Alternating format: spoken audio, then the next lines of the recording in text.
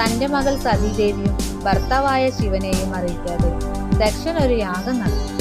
എന്നാൽ ശിവന്റെ വിലക്കിനെ മറികടന്ന് സതീദേവി യാഗത്തിന് പോവുകയും അവിടെ വെച്ച് പിതാവിനാൽ അപമാനിക്കപ്പെടുകയും ചെയ്തു. ആ വേദനയിൽ ആത്മാഹുതി ചെയ്ത സതിയെ അന്വേഷിച്ച് ശിവൻ അവിടെ എത്തുകയും രോഷാകുലനായ അദ്ദേഹം ദക്ഷന്റെ ശിരച്ഛേദം നടത്തുകയും ചെയ്തു എന്ന് പറയപ്പെടുന്നു. വൈശാഖ മാസത്തിന്റെ 28 ദിവസമാണ് അക്കരെ കുട്ടിയെ തുറക്കുന്നത്. അവിടെ നമ്മൾ പോകുന്ന ഭാഗത്ത് കൂടെ ശയന പ്രദക്ഷിണം നടത്തുന്ന ഒരു രംഗമാണ് ഈ കാണുന്നത് കേട്ടോ. കണ്ണ് കെട്ടിയിട്ട് ശയന പ്രദക്ഷിണം നടത്തുകയാണ് ചെയ്യുന്നത്. ഈ ഒരു ഇടമാണ് അമ്മാറക്കല്ല്. അമ്മ മറിഞ്ഞ കല്ലാണ് അമ്മാറക്കല്ലായത്. ദക്ഷപുത്രിയും മഹാദേവന്റെ പത്നിയുമായ സതീദേവി ആത്മത്യാഗം ചെയ്തത് ഇവിടെയായിരുന്നു. പ്രദക്ഷിണം വെച്ച് കഴിഞ്ഞപ്പോൾ തന്നെ നല്ല മഴ വരുന്നുണ്ടായിരുന്നു. അധികം വൈകാതെ തന്നെ നല്ല പെരുമഴ പെയ്തിട്ടുണ്ടായിരുന്നു. ഭയങ്കര മഴ.